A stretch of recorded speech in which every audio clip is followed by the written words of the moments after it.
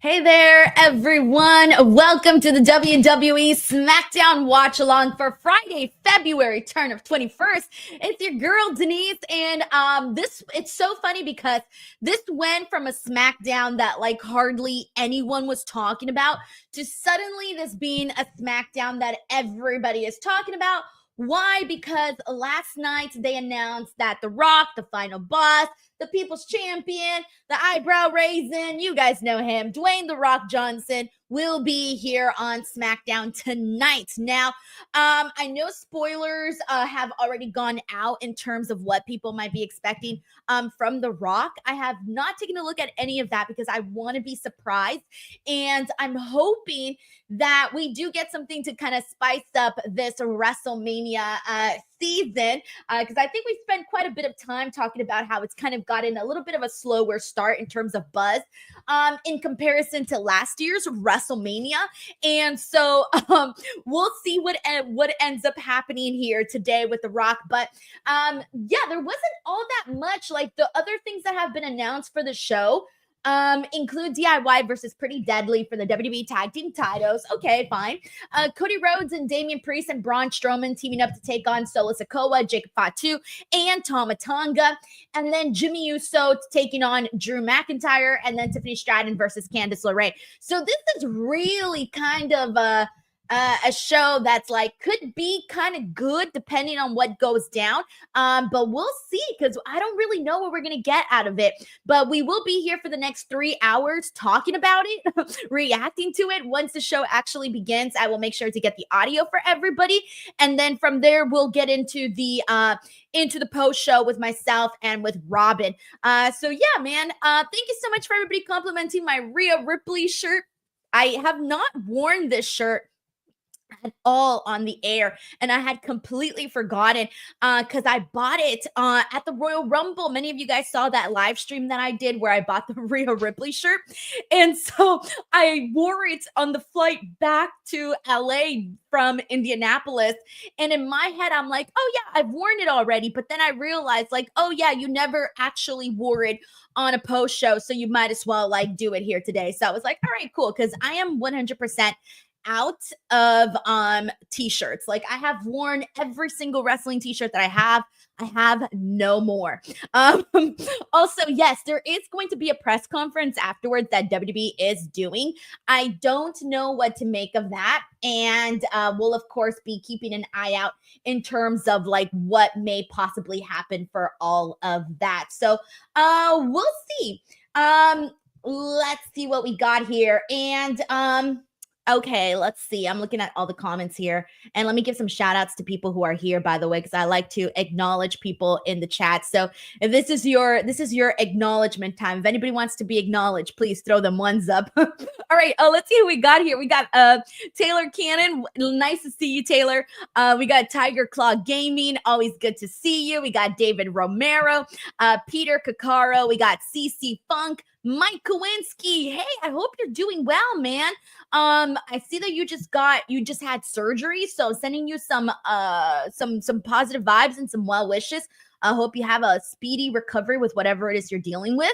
And thank you for the compliment. We got Tanisha Hicks here. What is up, Tanisha? We got Ryan Powell, another regular here on the show. Mr. Don, nice to see you, Mr. Don. We got Zachary Walton. What is up, Zachary Walton? We got V-Pool in the building. We got Danasha Brown. Good to see you, Danasha. We got Andrea Price. Malachi, Lorenzo Anderson, Gary Sirico, Melissa Cabello. We got Jonathan in the building, Don Volmayer, and several other people, Chris Holsinger, Zeno Hour. Love to make sure that I am acknowledging people. Shahid Khan and Dan Lutzka. And Jay Moscow, Tremaine Young, and Therese Way says, yo, mama's favorite channel, Yeet. That's great, actually. That's so funny. King says, Denise, are your palms sweaty for tonight's SmackDown? Actually, I'm sweaty in general. I think I need to turn on the AC. Why is it so hot in here?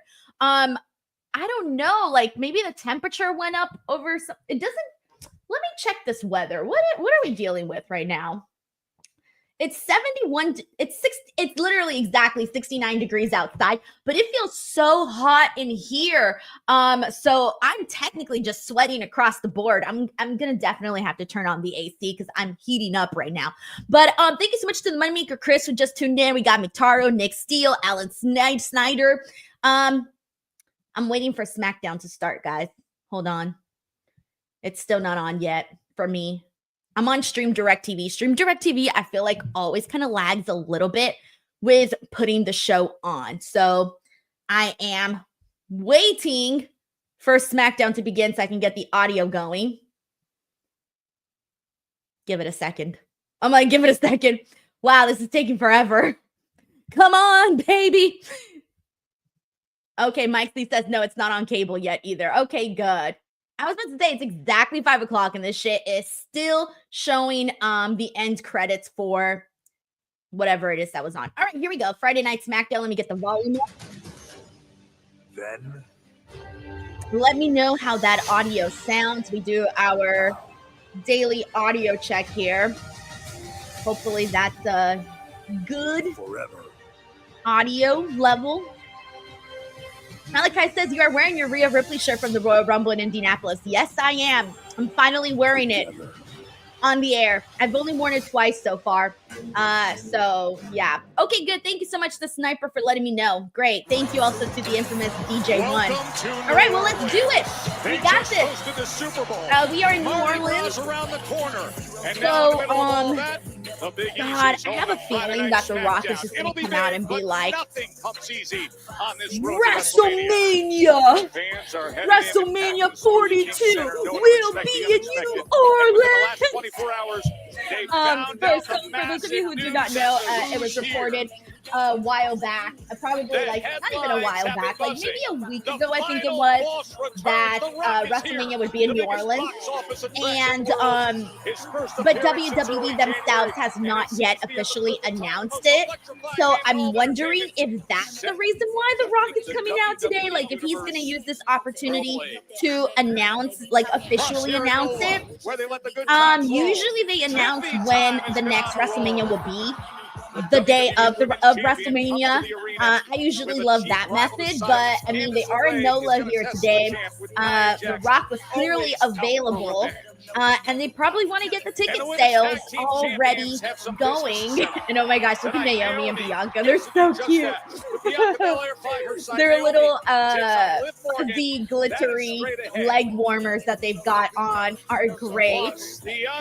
I love how they always put so much effort too into coordinating their outfits. It just makes it a million times better. Oh no, we got Sinanor who says, I just left New Orleans. Damn, you missed it by a little bit. All right, let's Why would you take me out of the 6-man? Wait, Cody's out? In my hands, Cody.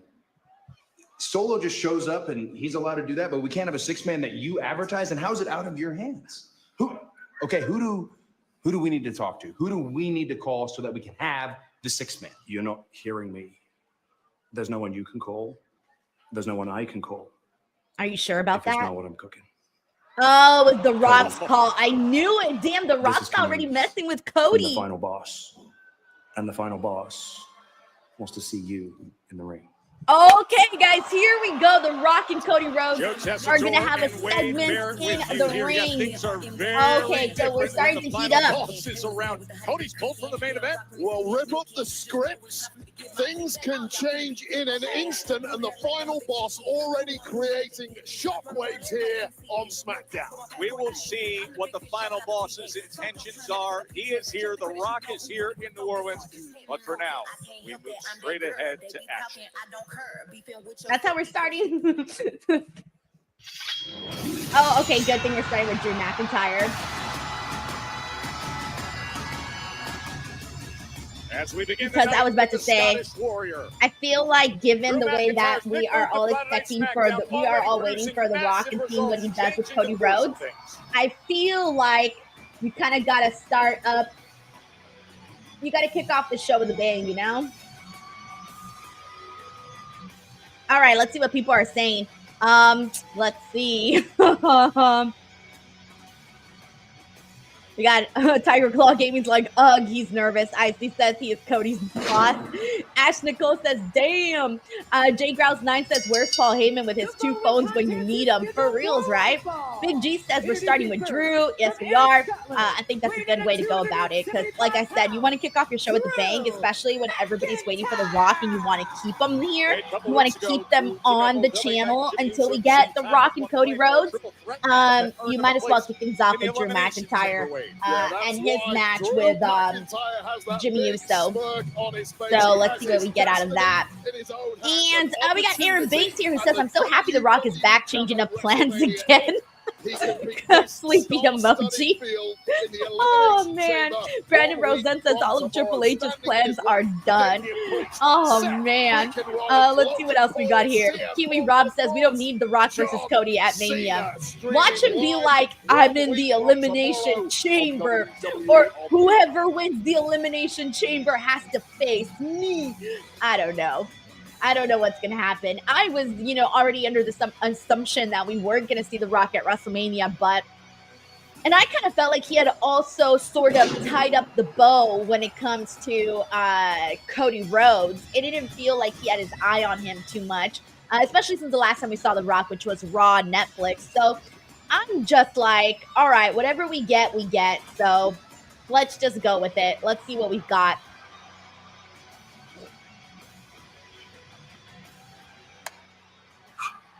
Hey, Drew, everybody know you going to the Elimination Chamber, right? But Big Jim got a question for the Big Easy. Will Drew go on to Elimination Chamber and win that? Will Drew go on to WrestleMania and win that? Hey, Drew, I think we got an answer for you. The answer is... All right, let's see what we get from this match. Hopefully it's good. Drew has stated Hopefully time and it's again good. that he wants to take out anybody. I don't know why, but even though they're doing this entrance, it gives me that feeling like someone's going to attack Jimmy Uso. Even though I know they're not, it still gives me the feeling like someone's going to attack him from behind or something. And here's the opponent. From San Francisco, Oh, Sniper! He says, Denise, are you able to put a link into the chat so I can rejoin if possible? Wait, Hold on. obviously, this match Let alone for me Jimmy Uso remember how to do was that. Hold on. Your girl is not prepared. Hold on. Let me look at this really quickly. Evergreen See how that works. Hold on. as you touched on moments ago with Jimmy and Drew, due to Jimmy's Oh, you know what? Let me, humiliations, bloodline making crap. Drew's life hell for a couple of Let years. And me of course, see. Oh, the here we go. trash This talk join between button. these two Okay. lovely culminated in Drew So, McIntyre the best way to do it Jimmy is if rather you go over unfavorably to his the brother and main Royal page, Rumble by the winner, way. Jay, which produced By the a way, let me super see hit this. to the Hold on. core of Drew last week. So these two are primed and ready for battle tonight. That's what happened backstage a week ago with the stinging insults that were I sent don't know what I just did. Jimmy's way. Hold on. I turned something else on. I don't even know what I did. Uso and Drew McIntyre. Did I do anything? on a night when Let me the see. final boss returns. Hold on. Hold on, guys. Right back to it. I'm trying to help Job out the after sniper job. here. Well, it must be getting under the skin of Jimmy Uso. Trying to get So into the many in chat. the locker room taking these cheap I shots believe. about Jimmy's comparison to Jay. And in truth, nobody is going to compare favorably to Jay Uso, the kind of run he's on at the moment. So Uso crossbody and hooks the leg into the cover quick.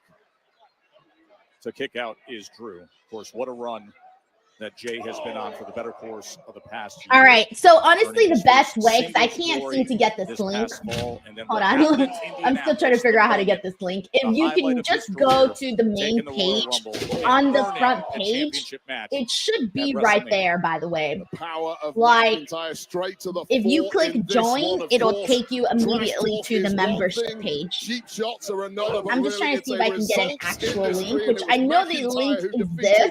Jimmy and I of just don't course, remember how I got it LA last Knight time. a couple of weeks ago to qualify himself for the Elimination Chamber and get his destiny and his future in his own hands.